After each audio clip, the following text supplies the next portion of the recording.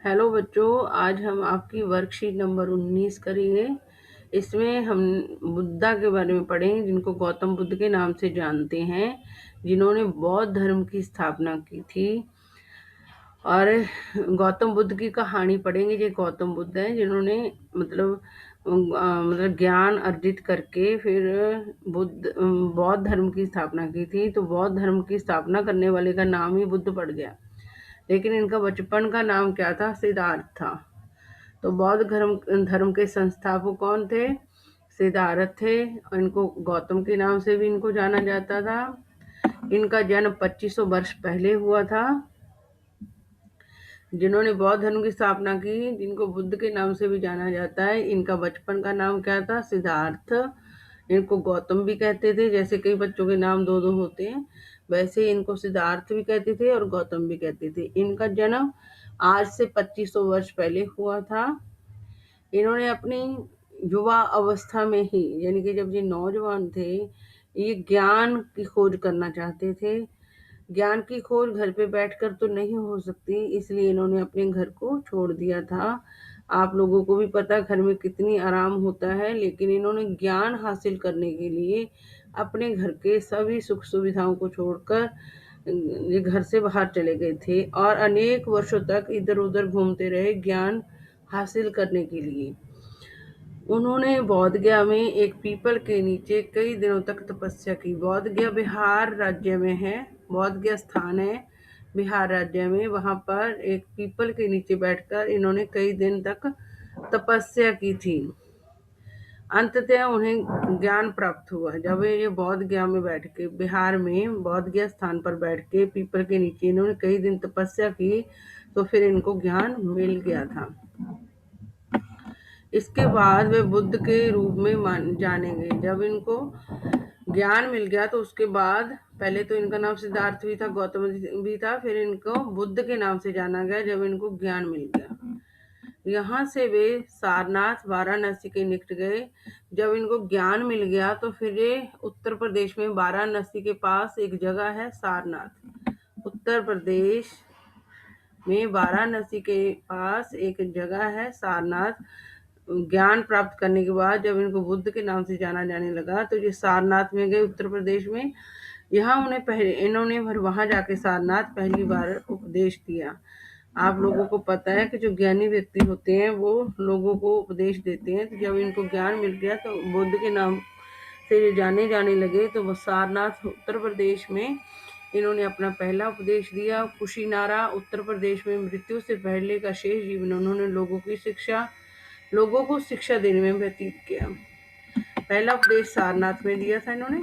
फिर अपनी मृत्यु से पहले ये कुशीनारा उत्तर प्रदेश में ही है, ये भी जगह कुशीनारा जगह पर अपनी मृत्यु से पहले लोगों को शिक्षा देते हुए अपना जीवन कुशीनारा में, यानी कि अपने जीवन के अंत के दिन थे, इन्होंने जब इनकी मृत्यु से पहले के जो दिन थे वो इन्होंने उत्तर प्रदेश के कुशीनारा स्थान पर लोगों को शिक्षा देते हुए बिताए थे। बुद्ध ने शिक्षा दी। अब ये तो हमें पता चल गया कि कैसे उन्होंने अपनी जिंदगी बताई, कैसे ज्ञान अर्जित किया, कहाँ पे ज्ञान अर्जित हुआ, कहाँ पे इन्होंने पहला उपदेश दिया, कहाँ पे इन्होंने अपने मृत्यु के पहले के दिन बताए क्या करते हुए। अब इनकी क्या थी, इनकी जो शिक्षा थी वो क्या थी? बुद्ध ने शिक्षा दी कि यह जीवन कष्टों और दुखों से भरा हुआ है। ये हमें भी पता, चाहे हम घर में आराम से रहते हैं, लेकिन सभी की जिंदगी में कुछ ना कुछ कष्ट और दुख लगे रहते हैं। तो ये याद रखना। उन्होंने क्या शिक्षा दी थी? बुद्ध जी ने क्या कहा था कि जीवन कष्टों और दुखों से भरा हुआ है और ऐसा हमारी इच्छा और लालसाओं के कारण होता है। हमें दुख क्यों होता है? जब हमारी इच्छाएं बहुत सारी होती हैं, उन्होंने कहा, और हमारी बहुत सारी लालसाएं होती हैं। तो जब वो हमारी इच्छाएं और लालसाएं पूरी नहीं होती तो हमें दुख होता है। वैसे दुख नहीं है, लेकिन जब हमारी इच्छाएं ज्यादा होती हैं और पूर्ण नहीं होती, तभी हमारे जीवन में दुख आता है। बुद्ध के अनुसार जीवन कष्टों और दुख से भरा हुआ है। ये शिक्षा दी थी। क्यों भरा हुआ? क्योंकि व्यक्ति की जो इच्छाएं और लालसाएं हैं वो बहुत ज्यादा है, जिसके कारण जीवन कष्टों और दुखों से भरा हुआ है।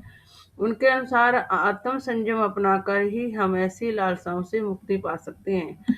यदि जो लालसाएं और इच्छाओं के कारण हमारा जीवन दुखों और कष्टों से भर जाता है, अगर हम अपने ऊपर संयम कर लें, मतलब हमारी इच्छाएं ज्यादा ना हो, तो इन कष्टों से बचा जा सकता है।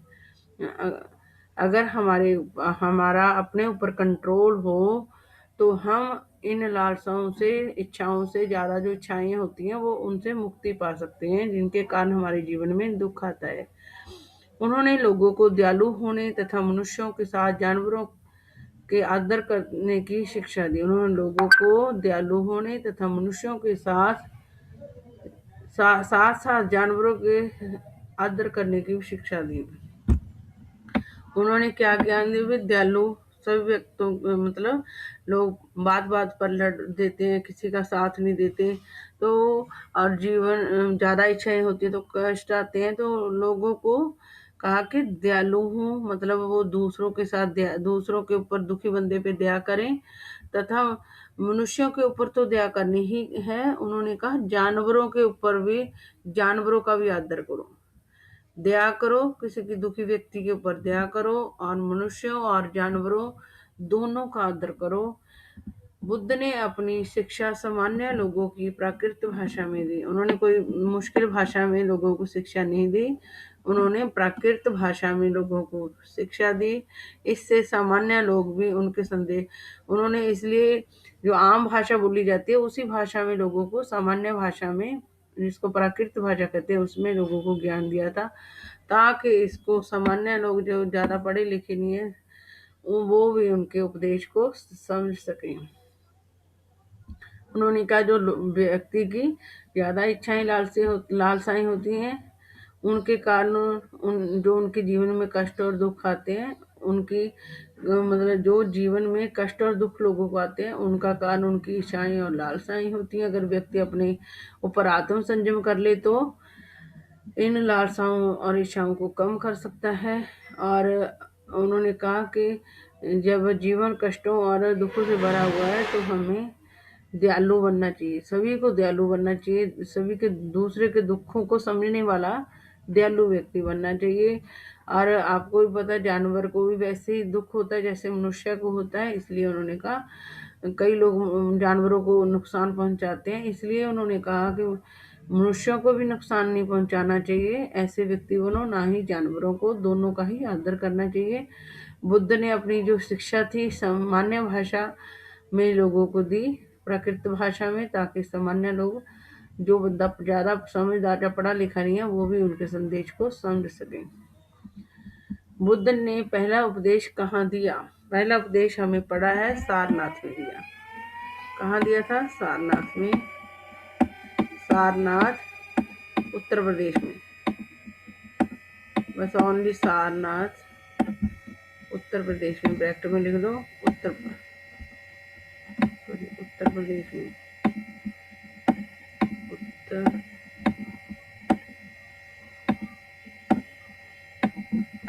उत्तर प्रदेश में, सारनाथ उत्तर प्रदेश में।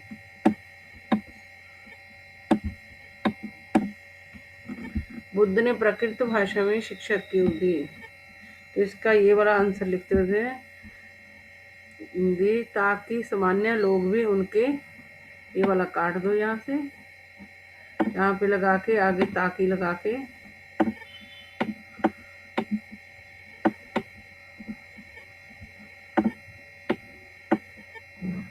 ताकि सामान्य लोग भी उनके संदेश को समझ सकें। थोड़ा ठीक करके ले देते हैं।